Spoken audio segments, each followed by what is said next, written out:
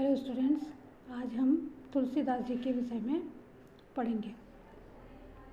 तुलसीदास जी का जन्म उत्तर प्रदेश के बांदा जिले के राजापुर गांव में सन 1532 में हुआ था। कुछ विद्वान उनका जन्म स्थान सोरो जिला एटा भी मानते हैं। ये यूपी में है, जिला एटा। तुलसीदास का बचपन बहुत संघर्षपूर्ण था।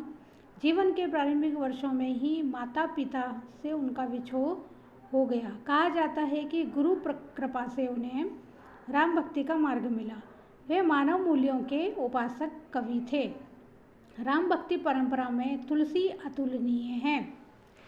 रामचरितमानस कवि की अनन्य राम भक्ति और उनके सृजनात्मक कौशल का मनोरम उदाहरण है। उनके राम मानवीय मर्यादाओं और आदर्शों के प्रतीक हैं, जिनके माध्यम से तुलसी ने नीति, स्नेह, शील, विनय, त्याग जैसे उदात्त आदर्शों को प्रतिष्ठित किया। रामचरितमानस उत्तरी भारत की जनता के बीच बहुत लोकप्रिय है। मानस के अलावा कवितावली, गीतावली, दोहावली, कृष्ण गीतावली, विनय पत्रिका आदि उनकी प्रमुख रचनाएं हैं। अवधी और व्रज दोनों भाषाओं पर उनका समान अधिकार था। किनका? तुलसीदास जी का।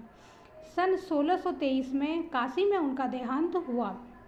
तुलसी ने रामचरितमानस की रचना अवधी में और विनय पत्रिका तथा कवितावली की रचना ब्रजभाषा में की। उस समय प्रचलित सभी काव्य रूपों को तुलसी की रचनाओं में देखा जा सकता है। रामचरितमानस का मुख्य छंद चौपाई है तथा बीच बीच में दोहे, सोरठे, हरि गीतिका तथा अन्य छंद पिरोए गए हैं। विनय पत्रिका की रचना गेय पदों में हुई है। कवितावली में सवैया, कवित्व छंद की छटा देखी जा सकती है। उनकी रचनाओं में प्रबंध और मुक्तक दोनों प्रकार के काव्यों का उत्कृष्ट रूप है। तुलसीदास जी ने जो रामचरितमानस की रचना की है उसके विषय में थोड़ी सी जानकारी और। यह अंश रामचरितमानस के बालकांड से लिया गया है।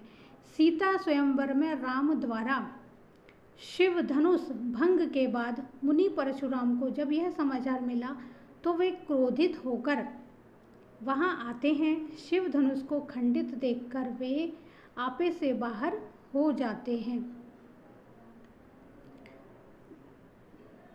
राम के विनय और विश्वामित्र के समझाने पर तथा राम की शक्ति की परीक्षा लेकर अंततः उनका गुस्सा शांत हो जाता है।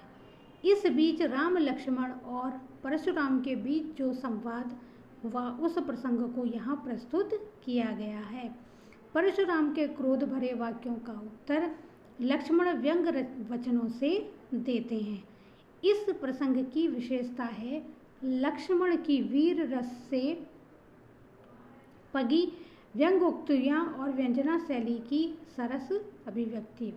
इस प्रसंग की जो ये लक्ष्मण परशुराम संवाद है, इस प्रसंग की विशेषता यह है कि जो यहाँ पे व्यंग्योक्तियाँ की गई हैं वो व्यंजना शैली में है और उनकी सरस अभिव्यक्ति हुई है और यह रस से पगी हैं। रस से पगी होने का मतलब क्या हुआ? रस से भरी हुई है। एक पंक्ति दूसरी पंक्ति से ऐसा लगता है कि जैसे जुड़ी हुई है और इसमें रस की अभिव्यक्ति हुई है। जो परशुराम जी का संवाद है और जो लक्ष्मण का संवाद है, एक दूसरे के लिए वो जो पंक्तियां हैं वो पंक्तियां रस से पगी हुई व्यंग्योक्तियां हैं और यहाँ व्यंजना शैली की सरस अभिव्यक्ति हुई है। Thank you for watching.